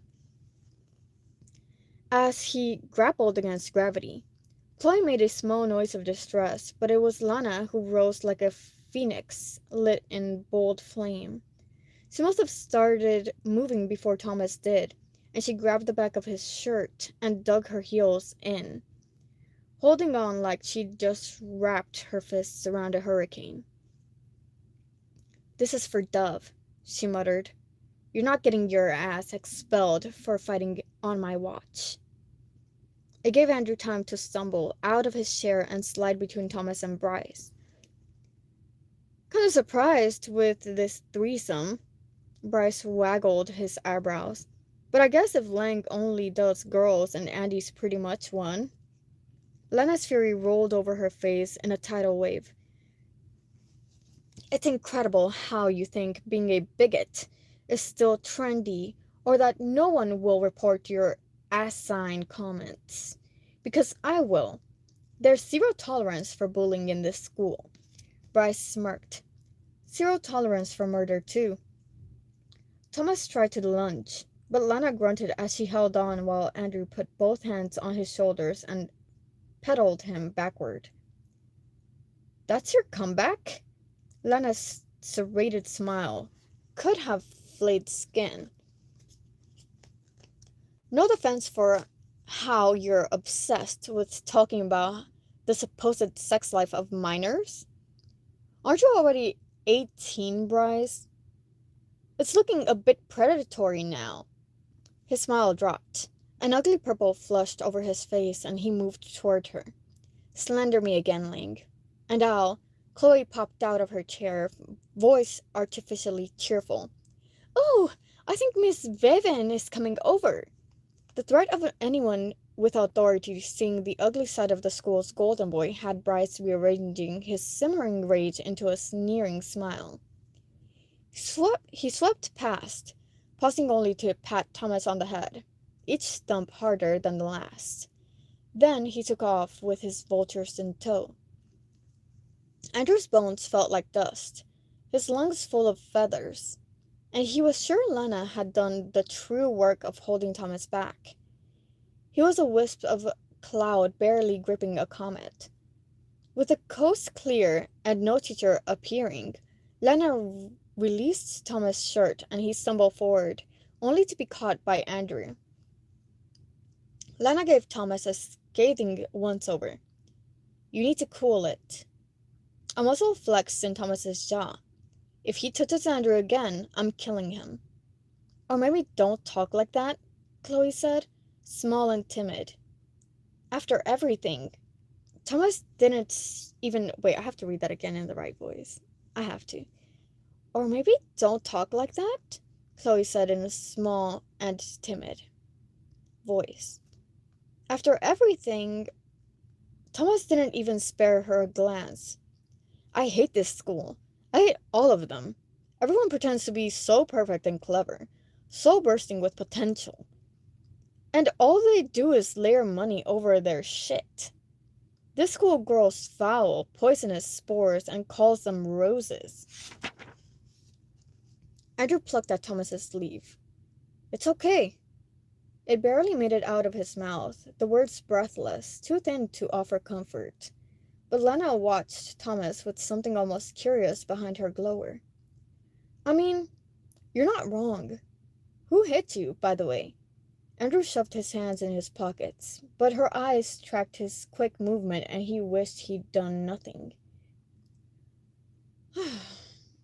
I'll tell them you said thank you, Thomas said cold. Lena rolled her eyes. Whatever. I'm reporting Bryce Kane. Some people get high off making other people feel worthless. They're monsters. Something flickered behind Andrew's ribs. They knew how to deal with monsters. Alright, guys. That's it. That's all I'm reading this time. I can chat a little longer since I started early. I can chat until 10. Yeah. Yeah, we're in so we'll read chapter 22 through hold on, let me see. Because we're almost done with this book. In a few streams, I'll have to start a new one.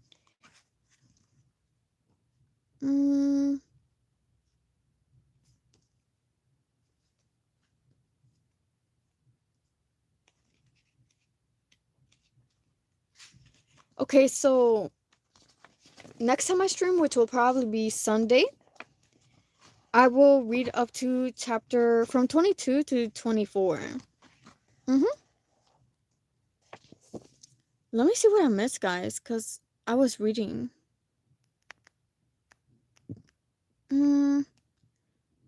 Welcome, Kingston. So riveting. Yo, mama!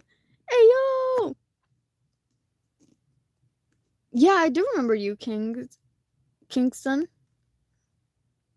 Welcome back. I'm so tired. I have a new job. BBR. Be right back. It's going to bring wow, yo mama, that sounds like a great opportunity for you. That's intense. Thomas Andrew shipping. Hell yeah. I shipped them together too. That's graphic. Thomas is a monster. Yeah, but I like Thomas. He's actually really good. It's actually Andrew who's poisoned by the monster. It is a very crazy novel, definitely. When are you gonna stream live again? I'm gonna live stream again on Sunday.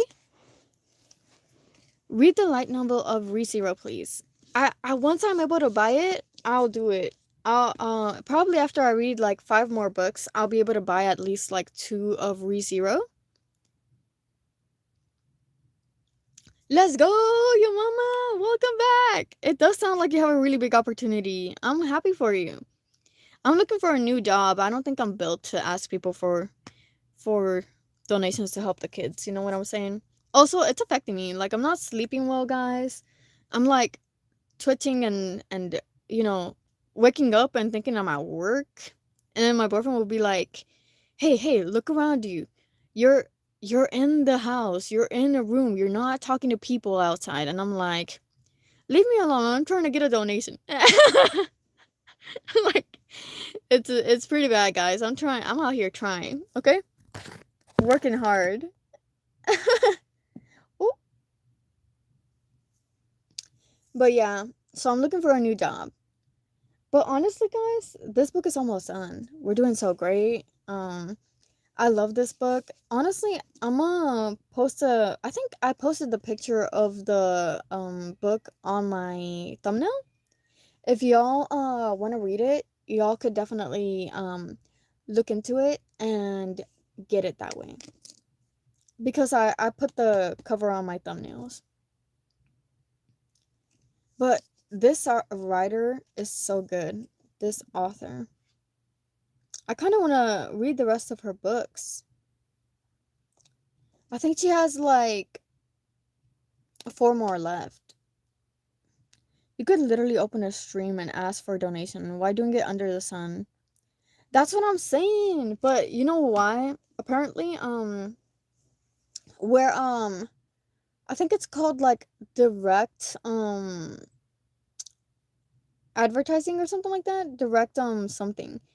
And that's because see, opening streams and like so doing stuff online like ads, videos, all that stuff, like if you make it good quality, it requires a lot of money. And also like the royalties aren't like, even though they give you a lot, there's no guarantee that it's reaching the right audience. You know what I mean?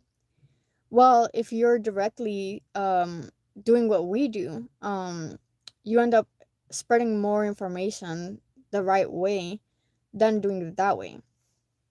So take for example this. Indirect is the ads, what else? Radio, streams, stuff like that, right? Direct is like going door to door, um, what else? Just stuff like that. But people will not believe when someone asks for a donation, right? But that's why we give them more information. And it works, you know, but I feel bad asking people for a donation because we have to like ask them for as much as possible to help as many kids as possible, right? But in this economy, that's kind of hard and it makes me feel bad. So I think I need a new job because it's also like affecting me, like my morals. Because I'm already like, bro's already struggling. I like he looked uncomfortable giving me the 20. I'm not gonna ask him to give me more. I know. That's why I'm like I need a new job because like I care about people too much. Like we're not supposed to like give out our stuff unless people give like on one of our packages, right? But I always do because I'm like, you know what, that person looks sad, let me like make their day and give them something. Or oh, you know what, that person was really nice, I'm gonna give them this. Like it's not right, but I still do it. You know what I mean? Like with that girl that was saying that I was motivating her through my dancing while I was sad, I gave her a shirt. Can I work as a teacher? I mean, it would be fun. I do like teaching, but I feel like I lack the patience to like teach um like anything above pre-K or something. Cuz like if I do teach someone, it would be like it would have to be either like an adult or a kid. You know what I mean? Like one, I would say pre-K through second grade, I would be comfortable with, but other than that, I don't know.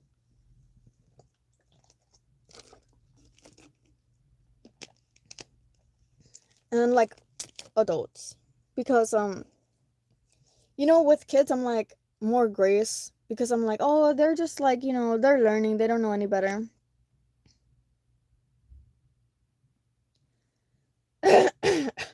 What do you mean?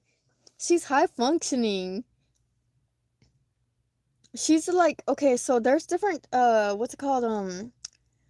There's different levels to it.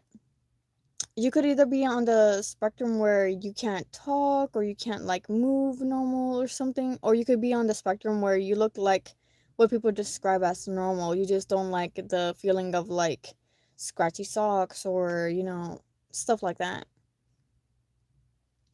Yeah, but it's really good. You gotta admit, right? I mean, I love it. I don't know, but her imagination is really great. You know what I'm saying? Yes, I do. But yeah, she's really cool. Like, I mean, I can share the blurb. Like, I could like write a post, like a community post, and like show y'all the picture of the artist. I mean, the author and stuff. Because I believe all forms of art are great. Like, I love all of them. The shipping is crazy too. Hey, hey, they're meant for each other, okay?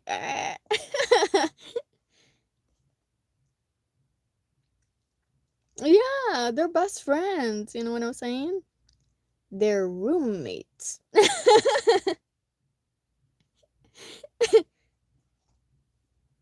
You know what I mean? Oh my god. That reminds me.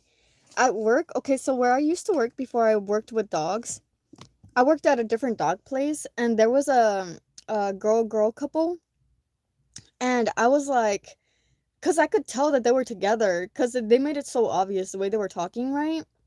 And I was like, "So are you guys just really good friends or like best friends, or are y'all roommates with like bunny ears, you know?" And they were like, "What do you mean?" And I was like, "Oh, you know what I mean?" I said, "Y'all are besties or y'all are roommates, you know what I mean?"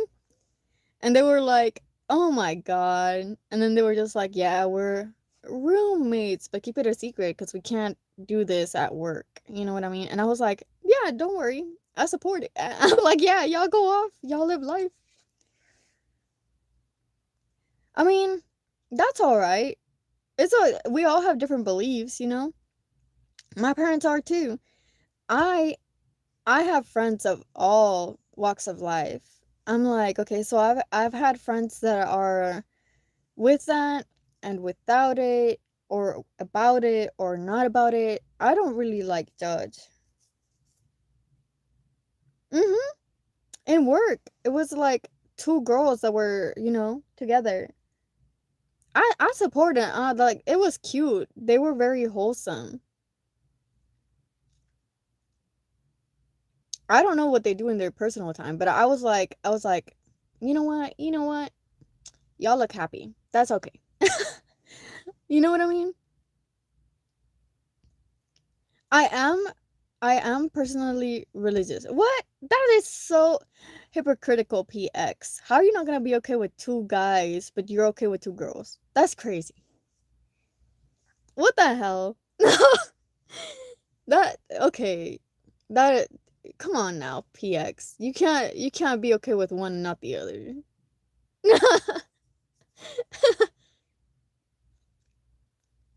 I was like, bro, you're kidding. But it's fine. It's fine. I'm cool. I'm cool with everything. As long as it's not like, as long as they're not trying to touch me, I'm like, go ahead, do your thing. You know, wait, what don't you like about it? Is it because just the fact that they're two guys, or is it like you think that they're just not meant to be, or like what is it? Because I feel like their connection is really sweet. Like they're, cause what's his name, Andrew? Like, he likes him, but he doesn't want anything physical with him. You know what I'm saying? Andrew is just like, you know what? I just want him to be with me forever, and I want him to be my friend, and that's like for eternity. We could live together, eat together, and stuff like that. But he doesn't want anything beyond that because Andrew is like asexual. You know what I mean? But me personally, like I said, as long as they're not like trying to touch me or like do that stuff with me, I'm cool. Like I'm fine with like hugs and stuff and like handshakes and high fives and hand holding, but I don't. Yeah, I mean, wait, no, they didn't. They did not kiss. He wants to kiss him, but they did not kiss. Did they? I think they give each other forehead kisses, but that's it. He wants to kiss him, but he hasn't. But he did punch him this time because he asked him to. They did? Bro, I was too focused on trying to read it with the right voice. I'm gonna have to reread that because I don't think they did.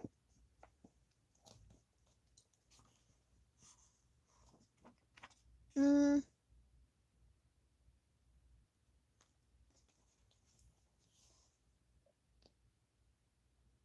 nah, they didn't kiss. They just slept on the same bed. That's because it is. Hold on, it is gay. That's like, I know you mean like gay as in like you're like, oh, it's wrong, but like, no, like it's for real is like they're two guys. That's what it is.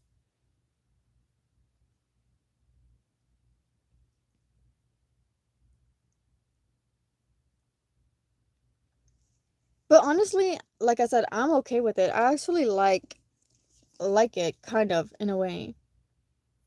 But as long as like, you know what I mean, like I'm saying, as long as it doesn't get graphic, because I don't like graphic romances. I don't know about y'all, but I like the cute, cuddly, soft stuff. Right? Right? That's what I'm saying. Just pretend they're girls, PX. Just pretend they're girls. And you'll probably like the end, because apparently like I don't know. I have not read the ending yet, but I hope it's good. I hope I don't cry. Yeah, I did just try to look back there. You know, The Last of Us? I want to play the game so bad, but I have seen a few episodes of it because my boyfriend watched it. So I watched a few of the episodes with him. He likes Fallout too. Like the animated series for Fallout, he likes it too.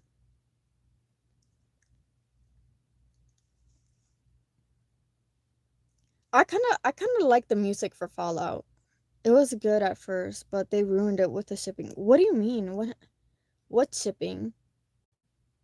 The Last of Us? Oh, you're talking about the two girls. How what's her name?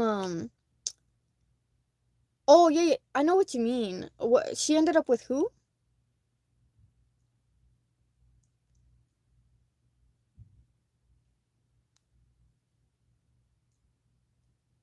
I don't know. I forgot. But I have not played the game. I watched what's his name play it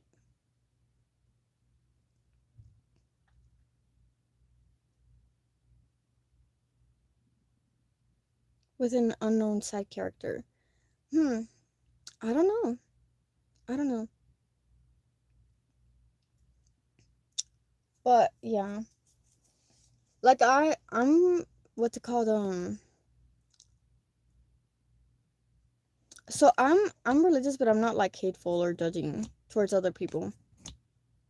I'm just like, you know what? You do you. I ain't judging nobody. That's not my job. That's God's job. You know what I mean? But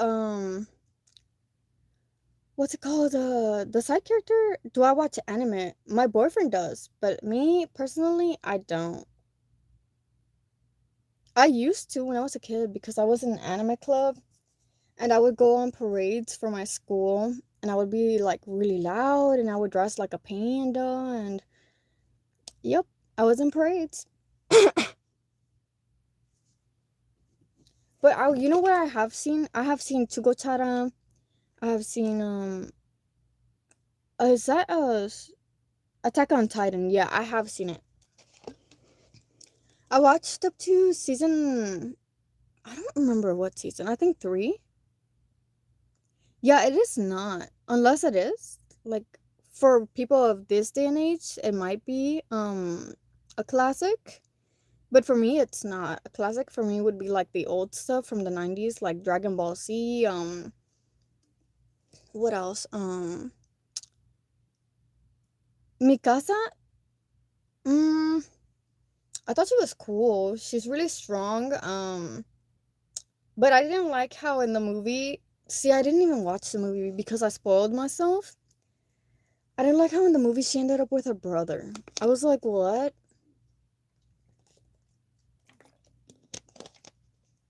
That's crazy. Yeah, I know. I've seen it. I thought she was cool.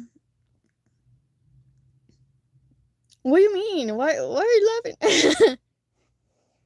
Like I'm serious. Like I get spoiled on TikTok all the time.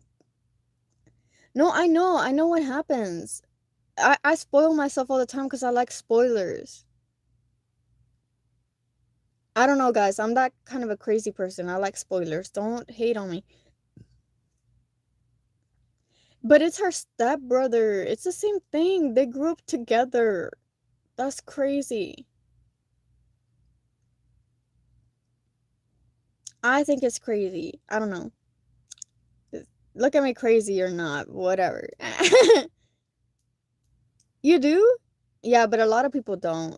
So I try not to like spoil anything out here, especially while I'm like streaming and stuff. I try to like stay quiet about it, or I like give out warnings like, "Hey guys, I can't shut up about this. Sorry." Yeah, I remember that episode. Well, yeah, but I thought she loved him like a brother. Like they were literally like kids together growing up. You know what I mean? But I never got to finish the rest of the anime, like so I don't know the ending.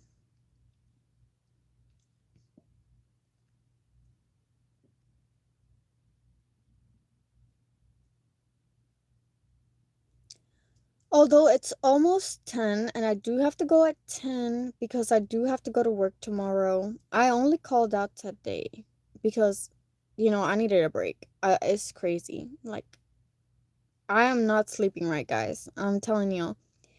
My boyfriend will literally say, "Hey, you're in the house, look around you, everything's fine." I'm like, "Oh gosh, you think so?" I don't. I gotta work. Work, work, work, work, work, work. What about One Piece? Oh, I tried watching One Piece, but it's too long. I think I only watched up to season 1 or 2, and I got to like episode 5 or something. It's just really long, and I only have one day off, and then I get off of work really late. You know what I mean? So I'm just like, I don't know. You know what I mean? And also, I have to start applying as well, just because I'm not meant to do this forever, at least. I do like to help people though. I like to make them happy. So 1,000 plus. That's whoa. I mean, probably the manga's better, but like I hear there's like a ton of volumes for the manga as well.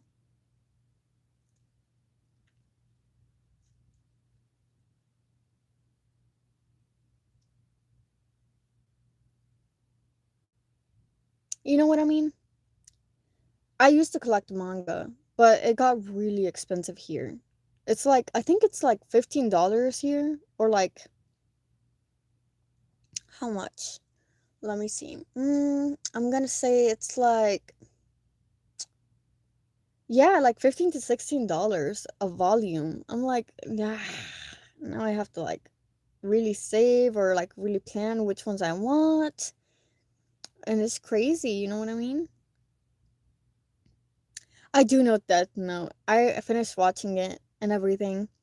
Light is crazy. Light is crazy. I'm like, come on, brother. Come on now. Why are you going crazy with it?